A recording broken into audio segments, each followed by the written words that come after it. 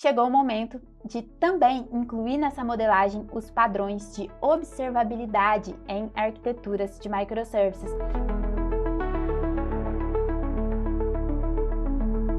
E o primeiro desses padrões que vamos incluir na nossa modelagem é o padrão Log Aggregation. Mas antes de mais nada, vamos aqui analisar o seguinte cenário.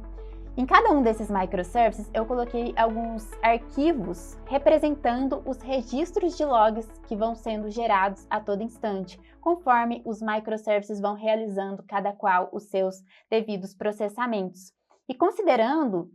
tanto os microservices de negócio, microservices de configurações que vão realizando estes fluxos, como que a gente pode visualizar de uma forma mais centralizada para realmente ter este maior controle de tudo que está acontecendo na arquitetura, também conseguir ter esse gerenciamento mais detalhista, a criação de alertas, por exemplo, em determinados casos, em determinados erros. Podemos, mais uma vez, utilizar de um padrão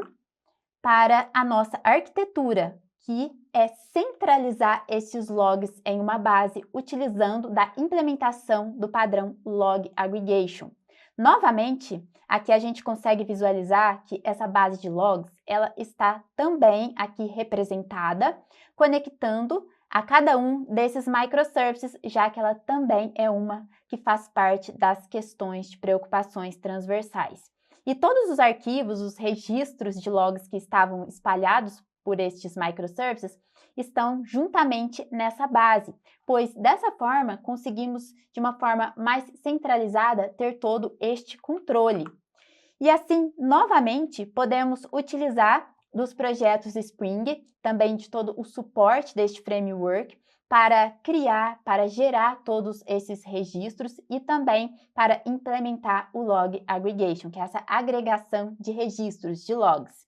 Podemos utilizar de projetos como o Logback, que já vem de forma default no Spring, ou podemos utilizar também do Log4j, onde a gente consegue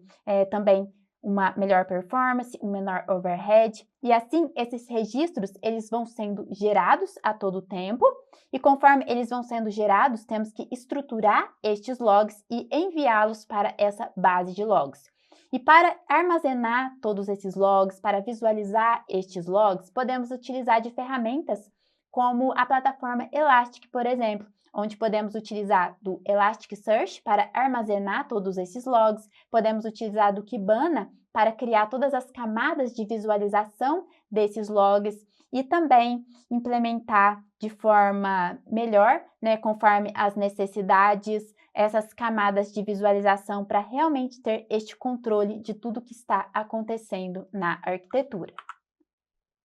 Outro ponto também para inserir observabilidade, contribuir com o aumento dessa maturidade da nossa arquitetura de microservices, é pensar com relação às métricas, que muitas vezes podem ser informações muito importantes para a nossa arquitetura, como por exemplo, como que está o status de cada um desses microservices, informações mais genéricas desses microservices, métricas com relação a quais bins estão instanciados, mappings, quais são as requisições que estão mapeadas, entre outras informações que também contribuem para o maior controle, para o maior monitoramento. E mais uma vez, para implementar métricas na nossa aplicação, podemos utilizar de um projeto Spring, que é o Spring Actuator, onde podemos implementar em cada um dos microservices, tanto os microservices de negócio, também microservices de configurações,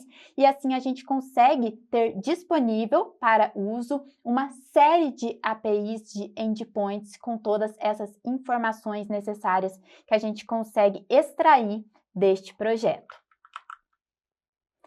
E para dar continuidade na modelagem desses padrões de observabilidade em uma arquitetura de microservices, um outro padrão que também podemos incluir como componentes nessa modelagem é com relação ao rastreamento distribuído. Por que isso é importante e por que a gente pode utilizar deste padrão para buscar ter um detalhamento maior e elevar ainda mais a maturidade? Vamos visualizar o seguinte fluxo. o cliente ele vai requisitar alguns pagamentos para a nossa arquitetura. O gateway vai receber essa requisição e vai fazer o respectivo roteamento para o Microservice Payment.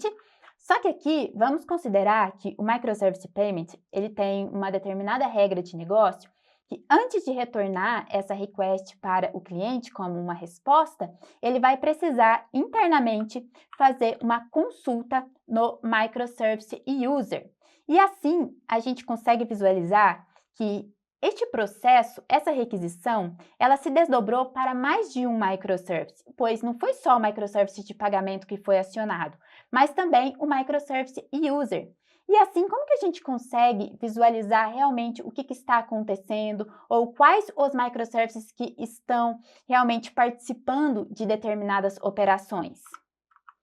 Podemos incluir mais um Microservice Pattern, que no caso é o rastreamento distribuído, e assim podemos mapear IDs, tanto IDs mais de forma macro, que envolve este processo como um todo, e também IDs mais individuais, que vão trazer informações de cada processo, de cada um dos microservices de forma individual. E assim a gente vai conseguir criar mesmo essa rastreabilidade deste processo que ocorreu aqui entre o Microservice Payment e o Microservice User e tudo o que aconteceu entre esses dois microservices para finalizar toda essa requisição e devolver essa resposta para o cliente. E com relação a esses identificadores que vão sendo gerados com essas informações, com esses detalhes, podemos utilizar de bases para esses identificadores, para esses IDs, como eu acrescentei aqui ao lado. E novamente, essa base ela também está conectada neste pontilhado,